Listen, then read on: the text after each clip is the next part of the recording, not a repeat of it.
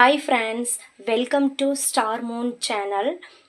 இன்றைக்கி நம்ம என்ன செய்ய போகிறோம் அப்படின்னு பார்த்தா, பீட்ரூட் யூஸ் பண்ணி பீட்ரூட் சட்னி எப்படி செய்யலாம் அப்படிங்கிறது நம்ம பார்க்கலாம். பீட்ரூட் சட்னி இந்த மெத்தடில் செஞ்சீங்கன்னா உண்மையாகவே சூப்பராக இருக்கும். நீங்கள் ஒரு டைம் ட்ரை பண்ணி பாருங்கள். அதுக்கு தேவையான இன்க்ரீடியன்ட்ஸ் என்னென்ன அப்படிங்கிறது நம்ம இப்போ பார்க்கலாம். அதுக்கு ஒரு பெரிய பீட்ரூட் கட் பண்ணி நல்லா கழுவி அதை சின்ன சின்ன பீஸாக கட் பண்ணி வச்சுருக்கேன். அதுக்கு ஒரு 15-20 சின்ன வெங்காயம், ஒரு 4-5 பூண்டு எடுத்துக்கோங்க. வரமிளகா நான் ஒரு 6 எடுத்திருக்கேன். நீங்கள் உங்களுக்கு காரத்துக்கு தகுந்த மாதிரி எடுத்துக்கோங்க. பச்சை கருவேப்பிலை, அதுக்கப்புறம் பார்த்தீங்கன்னா புளி நான் ரொம்ப சின்னதாக எடுத்திருக்கேன். உங்களுக்கு புளிப்புக்கு தகுந்த மாதிரி நீங்கள் யூஸ் பண்ணிக்கோங்க. அதுக்கப்புறம் பார்த்தீங்கன்னா தக்காளி, ஒரு பெரிய தக்காளி 2 எடுத்திருக்கேன். தேங்காய் ஒரு 2 பல் எடுத்திருக்கேன். பச்சைக்கடலை பருப்பு ஒரு 2 ஸ்பூன் எடுத்திருக்கேன். மல்லி ஒரு சின்ன ஸ்பூனில் ஒரு 2 ஸ்பூனு, சீரகம் 1 ஸ்பூனு, சோம்பு 1 ஸ்பூனு. அப்போ தேவையான அளவுக்கு எண்ணெய் எடுத்திருக்கோம்.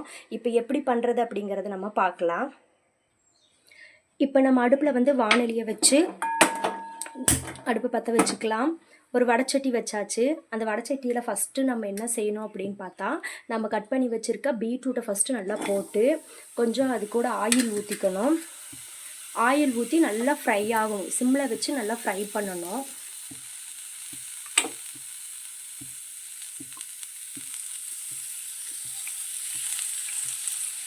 சும்மா அளவாக நம்ம வச்சு ஃப்ரை பண்ணிக்கணும்.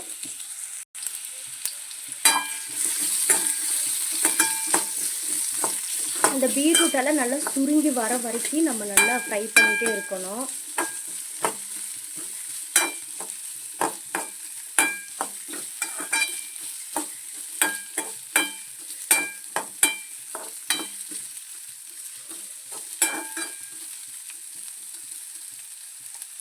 ஒரு 5 நிமிஷம் 10 நிமிஷம் அப்படிங்கிற வரைக்கும் நல்லா ஃப்ரை பண்ணிகிட்டே இருக்கணும். இப்போ பார்த்தீங்கன்னா நல்லா சுருங்கிடுச்சு. இந்த டைமில் நம்ம தனியாக எடுத்து ஒரு பிளேட்டுக்கு மாற்றி வச்சுக்கலாம்.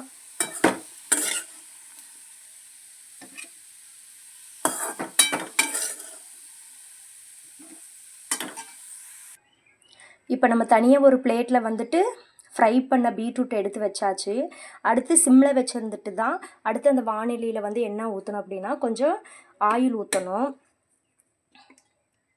ஒரு 2 டேபிள் ஸ்பூன் அளவுக்கு ஊற்றிக்கோங்க. நம்ம உரித்து வச்சுருக்கிற சின்ன வெங்காயத்தை அது கூட போட்டுடலாம். சின்ன வெங்காயமும் பூண்டு 2யுமே போட்டு ஒரு ரெண்டு பரட்டி விட்டுட்டு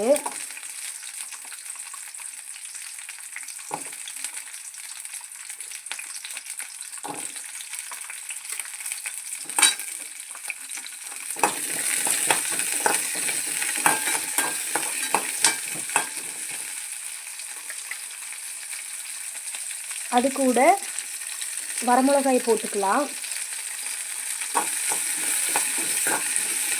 இது ரொம்ப சிம்பிளாக இருக்கும். எல்லாம் ஒரே தனித்தனியாக போட்டு நம்ம எடுத்து வைக்க வேண்டியதில்லை. எல்லாம் ஒன்றா போட்டு கலந்து செய்கிற மாதிரி இருக்கும். ஃப்ரை பண்ணி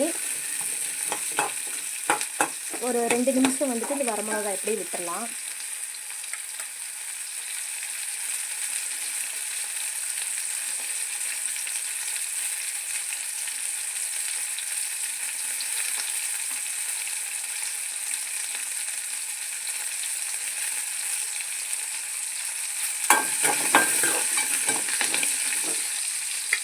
அடுத்து கருவேப்பிலை போட்டுடலாம். நல்லா கழுவி வச்சுருந்த கருவேப்பிலை போட்டு நல்லா வதக்கிட்டு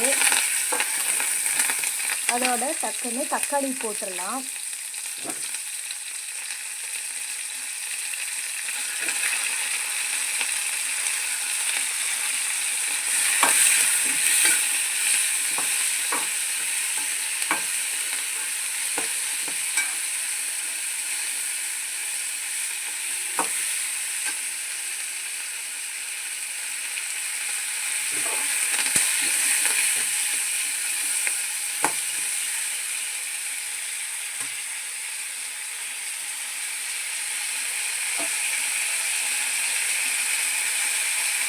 ஒரு 5 மினிட்ஸ் இதே மாதிரி நல்லா ஃப்ரை ஆகட்டும்.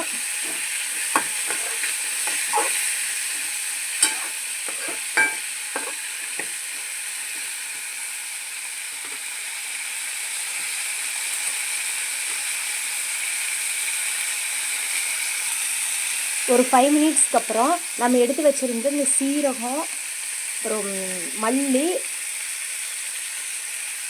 சோம்பு இதெல்லாம் போட்டு தக்காளி வெங்காயத்துக்கூடவே போட்டு நல்லா வணங்கணும். ஃபஸ்ட்டே போட்டால் கருகி போயிடும். ஸோ அதனால் வந்துட்டு இந்த டைமிங்கில் போடணும். போட்டு நல்லா ஃப்ரை பண்ணணும்.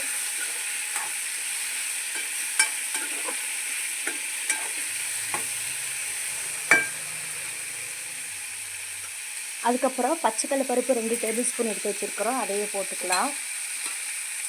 போட்டு நல்லா ஃப்ரை ஆகட்டும். எல்லாம் நல்லா மிக்ஸ் ஆகி வர்ற டைமிங்கில் பார்க்கலாம்.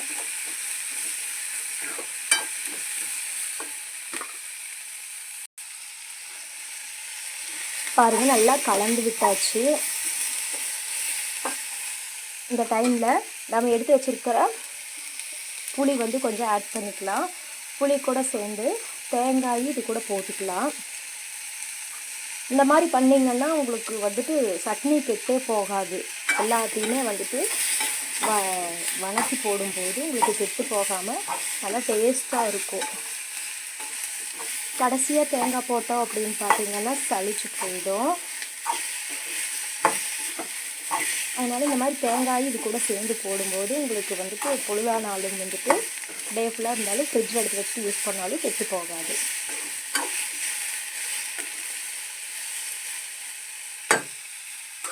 இப்போ எல்லாமே நல்லா ஃபுல்லாக வணங்கிடுச்சு. இப்போ இந்த டைமிங்கில் நம்ம ஃப்ரை பண்ணி வச்சுருக்கோம்ல, இந்த பீட்ரூட்டை வந்து போட்டு இது கூட ஒரு மிக்ஸ் பண்ணிடலாம். மிக்ஸ் பண்ணிவிட்டு எடுத்து உப்பு போட்டு நம்ம அரைச்சிடலாம். உப்பு போட்டு இது கூட கொஞ்சம் நெடக்கடலை பருப்பு இருந்துச்சுன்னா நெடக்கடலை பருப்பு போட்டுக்கோங்க. அப்படி இல்லைன்னா கொஞ்சம் பொட்டுக்கடலை சேர்த்து உப்பு போட்டு நீங்கள் அரைச்சி கொஞ்சம் எண்ணெய் ஊற்றி தாளிச்சிட்டிங்க அப்படின்னா ஒரு கொதி மட்டும் மறுபடியும் விட்டுறணும். நல்லா இருக்கும். ஒரு டைம் ட்ரை பண்ணி பாருங்கள்.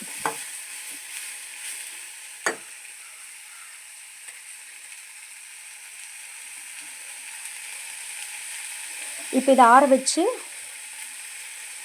நம்ம மிக்சியில் அடிச்சுட்டு வந்துட்டோம்னா சட்னி ரெடி. தேவையான அளவு நம்ம உப்பு போட்டுக்கலாம்.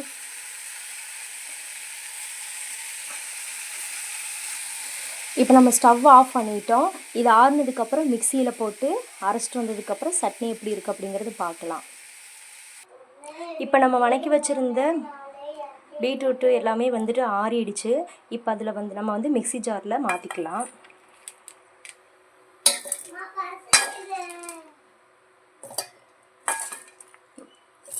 மாற்றி நம்ம அரைச்சிட்டு வந்து சட்னி பார்க்கலாம். இப்போ நல்லா நம்ம நெய்யாக பேஸ்ட்டாக அரைச்சிட்டு வந்துட்டோம் பீட்ரூட் சட்னி. இது எப்படி தாளிக்கலாம் அப்படிங்கிறது.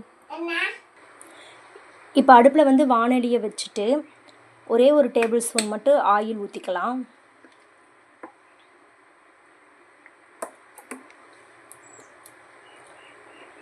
அது கூட ஒரு ஸ்பூன் கடுகு சேர்த்துக்கலாம்.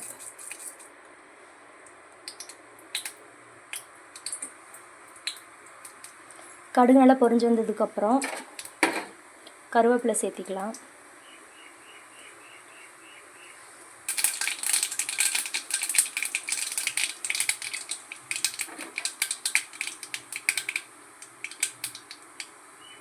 அடுத்து கருவேப்பிலை சேர்த்திக்கலாம்.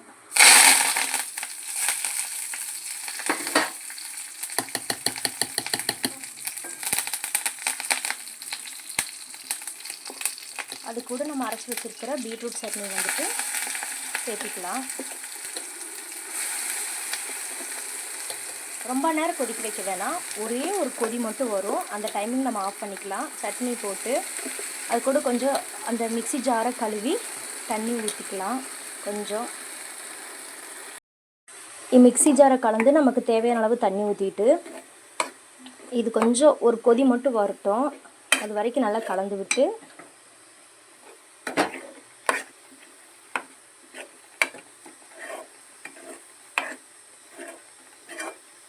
உங்களுக்கு கெட்டியாக வேணும் அப்படின்னா நீங்கள் வந்துட்டு இந்த மிக்ஸி ஜாரு கழுவி ஊற்ற வேணாம்.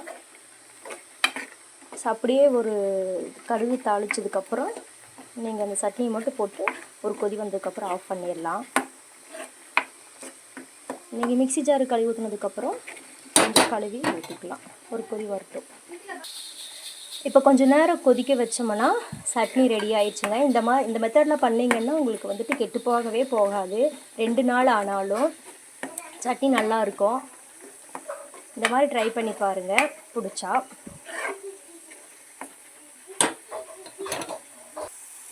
இப்போ நம்ம ஸ்டவ் ஆஃப் பண்ணிக்கலாம். இப்போ நமக்கு சுவையான பீட்ரூட் சட்னி ரெடி. இதை நீங்கள் ட்ரை பண்ணி பாருங்கள். இந்த வீடியோ உங்களுக்கு பிடிச்சிருந்தா ஒரு லைக் பண்ணி கமெண்ட்டில் சொல்லுங்கள். இந்த சேனலை சப்ஸ்கிரைப் பண்ணிக்கோங்க. தேங்க்யூ ஃபார் வாட்சிங். தேங்க்யூ.